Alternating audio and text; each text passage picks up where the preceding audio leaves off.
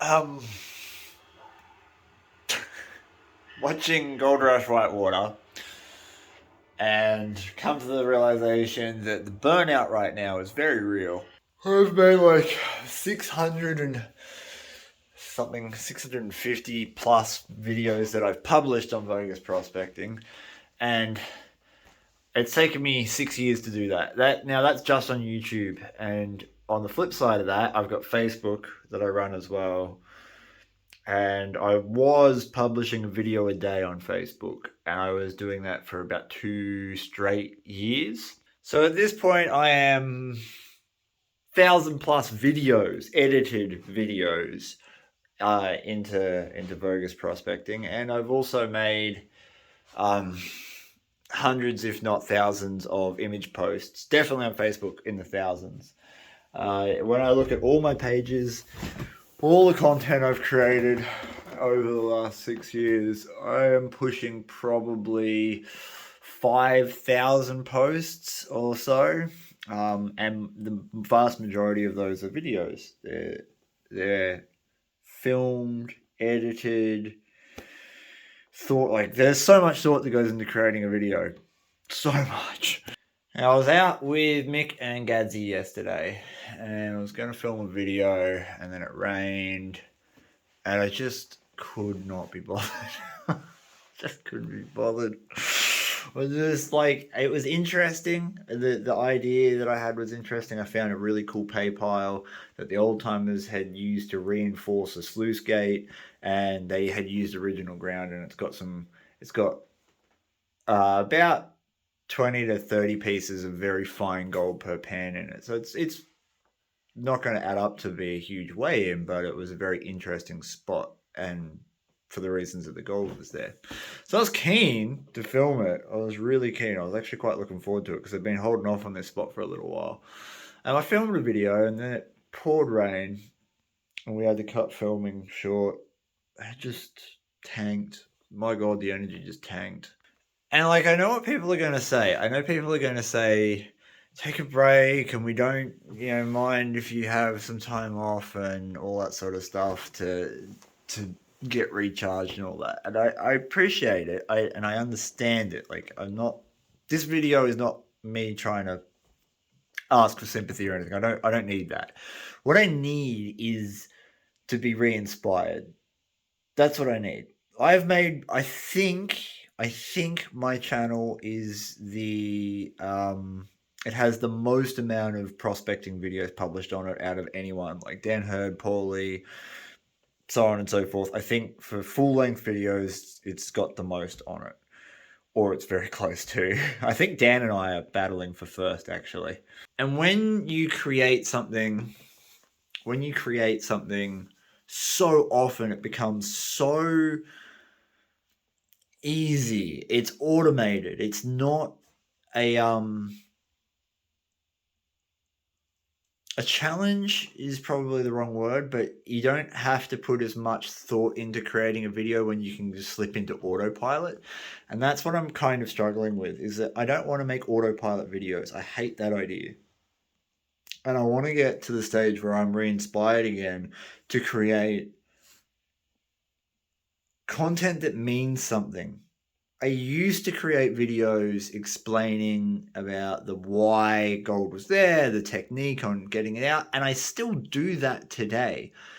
I think my videos today are a bit more polished, but because they're on autopilot and because I've covered so much content, I've kind of covered most of it. Sure, there's things I can still do. I know there's things I can still do. Like, I could do chemical extraction, and I could travel, and I could do... Anyway, I understand that. What I mean is that the fundamental principles of finding gold are always going to remain the same, and I've covered it. What I want to make more of is daunting because it's new, and I don't have much experience in it yet. I made some videos at the start of this year that tackled ideas that lay outside of gold prospecting that I've used to drive me forward in my pursuit of gold and creating videos. it's things like talking about integrity and motivation and drive and how successful business people, how successful political people, philosophers, psychologists tackle problems, because there's lessons to be learned in all of them. And I find it incredibly interesting that a lot of those things have to be applied to what gold prospecting makes you do. You can't be a if you want to be successful in gold prospecting, you can't be a lazy person. You have to work to the limits of your capacity to have true success in it. And sharing that mindset is important. I just want to clarify too, when I say that it's when I say that true success is dependent on context, right? What are you hoping to achieve? What is driving you to do the thing? So I don't mean that if you are someone who just wants to go out on the weekend, find a few flakes of gold and have a good time with their family, and you don't care about how much you take home. You're not a lazy person. That's not what I'm saying. What I'm saying is the mindset of those people helps breed drive, and drive is what ultimately leads you to be successful at whatever that might be. And that might be something as simple as you want to spend more time with your kids, participating in outdoor activities such as gold prospecting or motorbike riding or whatever it might be. And generally speaking, laziness, people who slip into the mindset of being super comfortable, and this is actually what I'm talking about me, people who slip into the mindset of being super comfortable within their environment and their situation and don't want to push themselves, tend not to reach the goals and things that they would like to perhaps achieve, because it's limiting being in that mind frame. Which is exactly what I was talking about when I'm saying that, like, I'm on autopilot when I'm creating a video. If I want to create a sluicing video, the only thing I have to worry about is finding the ground. At this point, that's it. I've got all the gear I could possibly poke a stick out to go out and do it. I've got transport, and I've got help, and I've got blah, blah, blah, blah, blah. I just got to make sure the gold's in the ground. And that's not exciting viewing, I don't think. I think it would...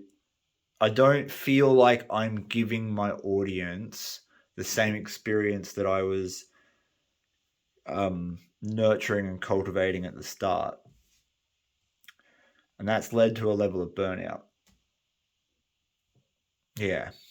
So I am going to do my best over the next, I don't know how long, to try and bring some of that back. I want to be re-inspired again. I got to figure that out.